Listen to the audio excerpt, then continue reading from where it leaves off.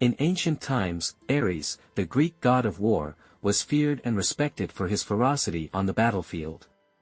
However, his ambition and arrogance led him into conflict with the other gods of Olympus. His insubordination culminated in his banishment to the underworld, where he languished in darkness. Years later, Ares devised a plan to take revenge on the gods who had condemned him. He knew that he must regain his power and emerge with unimaginable strength. To achieve this, he made a pact with the Titans, ancient enemies of the gods, who promised him the key to his revenge. The first step of his plan took him to the depths of Tartarus,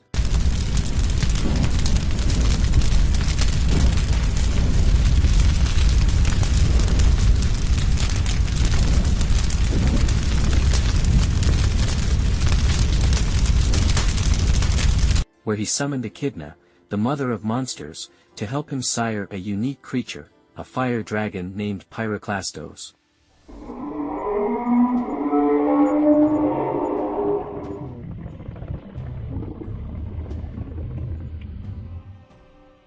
This dragon would be his secret weapon to confront the gods. With Pyroclastos at his side, Ares emerged from the underworld and began to unleash his wrath upon the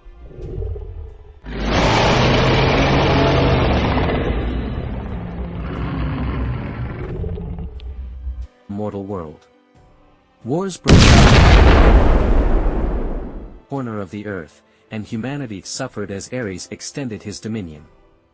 The gods on Olympus could not ignore the chaos that was unleashed.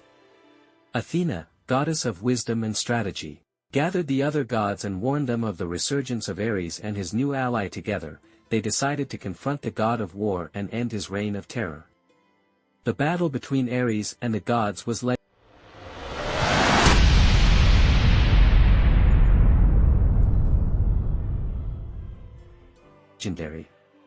Zeus, the king of the gods, sent lightning bolts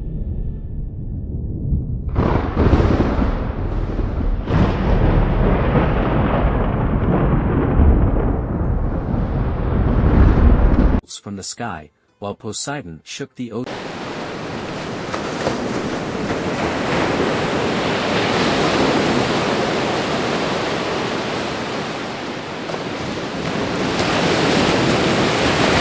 And Hades, lord of the underworld, unleashed his dark power. But Ares had Pyroclastos, a formidable enemy who breathed fire and devastated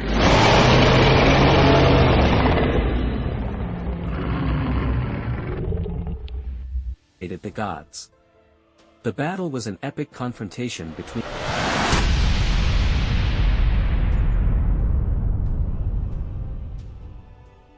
Ares and Athena, who had foreseen Ares's every move. With cunning and strategy, Athena managed to weaken Ares enough for the other gods to catch him. The battle between Ares and Athena reached its climax when, with one accurate move, Athena managed to disarm Ares and strip him of his immense power. Without Pyroclastos to back him up, Ares was left vulnerable to the other gods. Zeus, seeing that Ares's revenge was useless, decided to show mercy.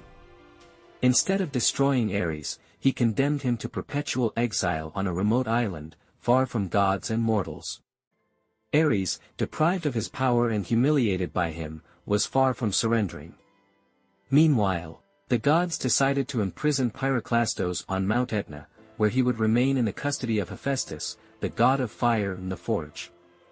In this way, they ensured that the creature would not wreak more havoc on the world. On his remote island, Ares, the ancient god of war, was alone and bitter. Without his power and without the possibility of returning to Olympus, centuries of loneliness and reflection passed. During that time, his desire for revenge against the gods who had banished him only grew. With each passing day, he meticulously planned her escape and his triumphant return to Olympus. Meanwhile, on Mount Etna, Pyroclastos remained in the custody of Hephaestus. Although he was a formidable creature, the influence of the god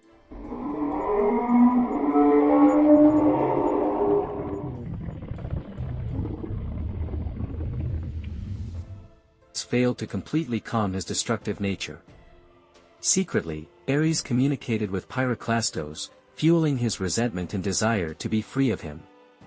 As the years passed, humanity began to forget the wars and destruction that Ares had caused. Peace gradually took over the world, but Ares was determined to change that. He used his strategic abilities to sow discord and conflict in the shadows, ensuring that the world would never be completely at peace. Finally, Ares got the opportunity he longed for when a new enemy threatened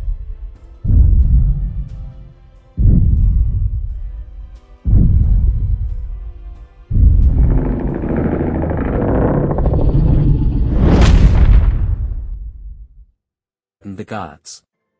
An ancient and powerful titan who had escaped from his prison in Tartarus threatened to destroy Olympus and plunged the world into chaos once again.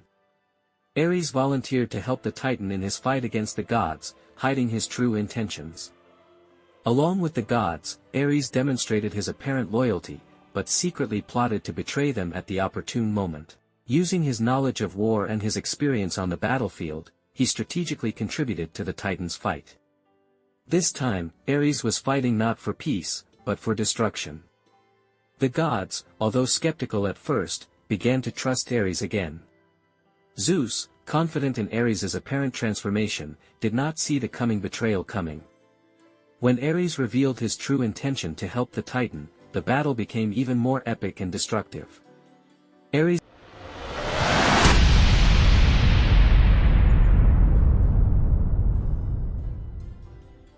betrayal plunged Olympus into chaos once again. The gods fought against the Titan and the traitor with all their might, but the